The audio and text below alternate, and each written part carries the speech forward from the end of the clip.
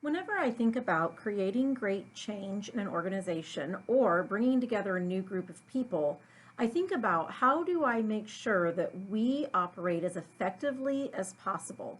What I know is that new teams, or sometimes based on the leadership style of a particular leader, that teams or members of the team really won't challenge the process. Everybody will go with the flow, everybody will get along, and really, though, that challenges us in that we don't grow the way we need to grow. And so when I think about this idea of sustainable change and being able to get us to change, I think there are a couple of things that we really need to do to be able to get to that point. I think about this idea of high courage and high consideration as the means for which we get sustainable change. I think that we need to define those terms a little bit, but also even just to rest in that idea of encouraging our team members and for ourselves that we would approach situations with high courage and high consideration. So, what does that look like?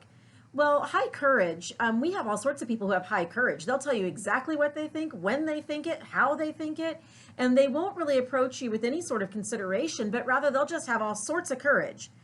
Well, the idea of courage really, this is a part of feeling fear but choosing to act. If you think about going to one of your bosses and saying, hey, I disagree with your decision, or the whole team is all going one direction, but I can see another side. So the idea of feeling some fear, but still being willing to act, following your heart, standing for what's right. If you believe this is what's right and you think that the team is missing something, then following that and standing up for it. And sometimes it even means persevering in the face of adversity. It's easy to say, okay, well, they disagreed with me when I very first said something, so I'm all done. So this idea of high courage and standing up for what you know is right or what you believe or challenging the process, it takes this level of courage. And so the idea of making sure that our team members and that we have high courage is essential. The other part of that, though, is this high consideration. So I talked about the downside of some people who have high courage, where they'll tell you everything they think, but we also want people who have high consideration. But the downside of the high consideration is sometimes we all want to get along so well. We want to love each other well. We're just going to hug each other. We're going to have so much consideration that we won't really challenge ourselves to get any better. And so we want this balance of high courage and high consideration. And so when we have high consideration, we watch our tone of voice, we watch body language. We listen deeply and we ask questions, seeking to understand. So think about Stephen Covey, 7 Habits of Highly Effective People, seeking first to understand. We're courteous, polite, kind. And so if you play this out, if you are the leader and somebody's approaching you, wouldn't you want one of your team members to have high courage to know that they can approach you, to have the conversation? And wouldn't you want them to have high consideration? Not just blast you and say, what a stupid idea. What were you thinking? But rather, they'd approach you seeking to understand and asking questions. This should be the same approach that you then take with your bosses and with your leaders.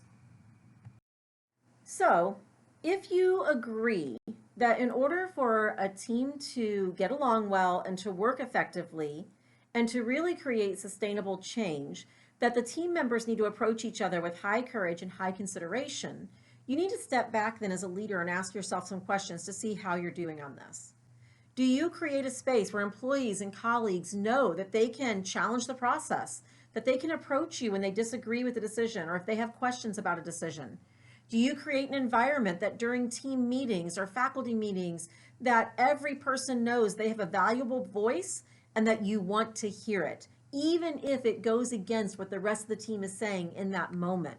Have you created a culture where people treat each other with high consideration, but they do also treat each other with high courage, where they stand up when they feel like there's something they need to discuss?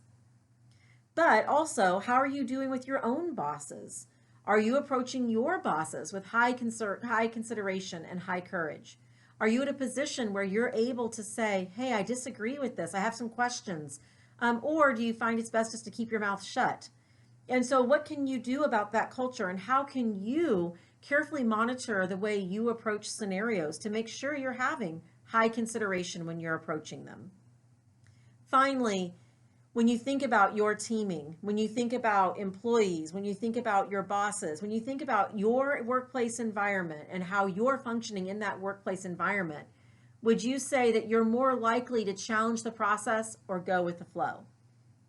One is not necessarily better than the other, although I will say, if we all sit around and we just have high consideration and we all just get along, we're probably not refining and getting better at our skills or at our product. Likewise, if we all have so much courage but we don't have consideration, we're probably offending people and wounding people so much that we're not going to have an effective team or product or process. So in order to really get sustainable change and to work well as a team, we need to have both high courage and high consideration.